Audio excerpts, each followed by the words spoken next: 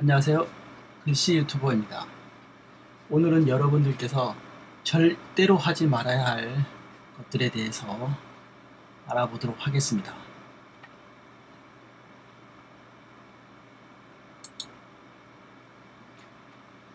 일단 정자체를 공부함에 있어서 여러분들께서 절대 하지 말아야 할 것은 예를 들어서 한번 보여드리겠습니다.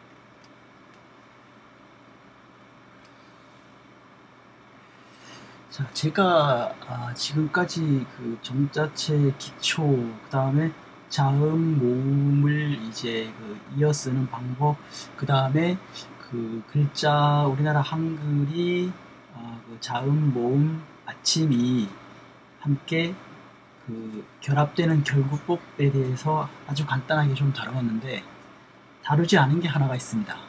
그건 바로 가로긋기와 세로긋기에 대해서는 다루지 않았습니다. 이것을 다루지 않은 데는 이유가 있는데요. 앞으로도 아마 거의 다루지 않을 겁니다. 그 이유는 뭐냐면 처음 정자체를 배우는 분들에게 그 가로긋기와 세로긋기는 득보다는 오히려 해가 많이 됩니다. 그래서 그 이유를 오늘 설명을 좀 드리도록 하겠습니다.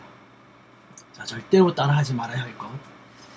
자, 우리가 보통 이제 그 경필이 그 부세 궁서체, 물론 뭐 요즘 좀 다른 서체를 기준으로 삼을 수도 있겠습니다만은, 그것을 기준으로 했을 때 많은 그 경필 교재나 심지어 그 붓글씨 교재 같은 것을 봤을 때 가장 처음에 나오는 게 가로획 긋기, 뭐 세로획 긋기, 그 다음에 그 한문 같은 경우에는 이제 영자팔법이라 그래서 8가지 점에 뭐 찍는 방법이나 이런 것들을 이제 다룹니다.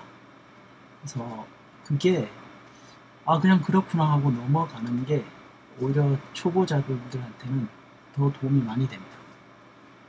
그래서 여러분들께서 지금 가장 정자체에서 신경 써야 할 것은 그 내어 긋는 것과 가로 긋기 방법보다는 글씨의 형태에 더 집중을 하셨으면 합니다.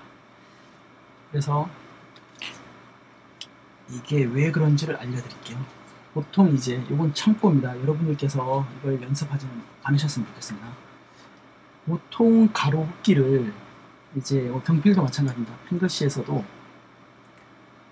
이렇게 이필을 해서 쭉 간 다음에 힘을 뺐다가 다시 이렇게 힘을 주라고 이렇게 끝내라고 나와 있습니다. 여기 제가 조금 확대를 해서 좀 보여드릴게요.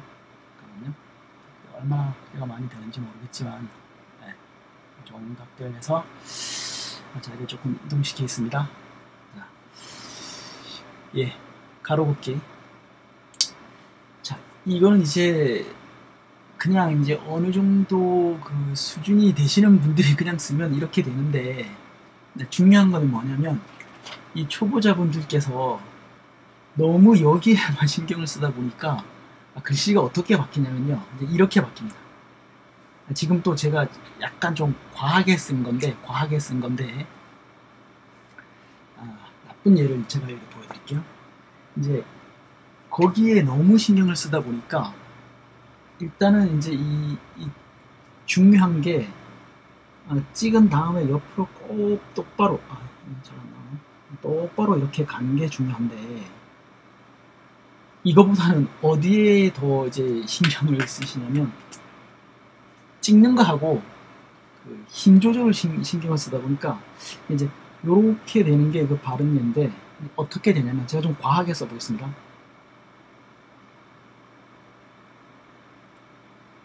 뭐 이런 예라든가, 아니면 잘못된 예고요. 그 다음에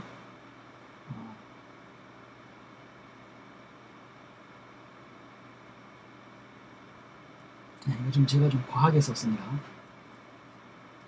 아마 제가 왜서 이렇게 여기다가 이렇게 좀 과하게 했는지를 아마 좀 제치시는 분들이 많을 것 같습니다. 여러분들한테 지금 중요한 건 이 가로획이 옆으로 똑바로 가는, 이게 중요한 거지, 사이에 이렇게 힘을 뺀다고 이렇게 그거를 너무 흉내내서 이렇게 너무 볼록해지거나 아니면 여기 입힐하는 부분에 요 부분을 흉내낸다고 이렇게 좀 과하게 썼습니다만 글씨가 가로획이 이제 이렇게 변하는 겁니다. 여러분들은 정직하게 그냥 이렇게 입힐과 그다음에 끝나는 부분 요걸 흉내는 못 내도 이렇게 가로획을 똑바로 긋는 연습만 된다면 나중에 어느 정도 실력이 되신 다음에는 여기 입힐하고 여기 끝나는 요 지점은 글씨에 어느 정도의 그 속도와 힘이 붙으면 자연적으로 만들어지는 것입니다.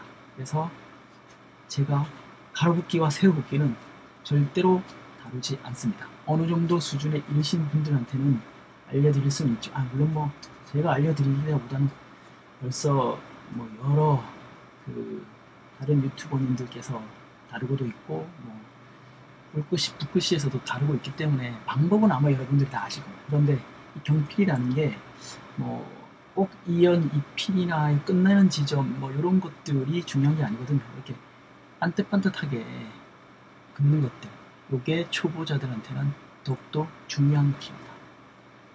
그래서 앞전에 제가 말씀드렸다시피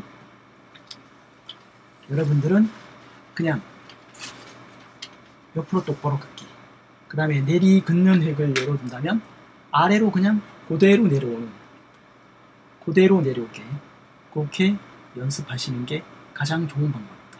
그래서 제가 추천드리는 게 배우기 쉬운 글씨, 즉 이렇게 어떤 입히나 이렇게 끝나는 지점, 그 다음에 삐침 이런 것들이 없는 뭐 제 다른 강좌에 있습니다만 경사체나 차트체 같은 것들, 그런 것들을 먼저 익히면 좋은 게 바로 이렇게 나쁜 버릇이 들지 않고 어느 정도 힘이 쌓일 때까지 가로획과 아래로 똑바로 내려긋는 세로획의 연습이 되기 때문입니다.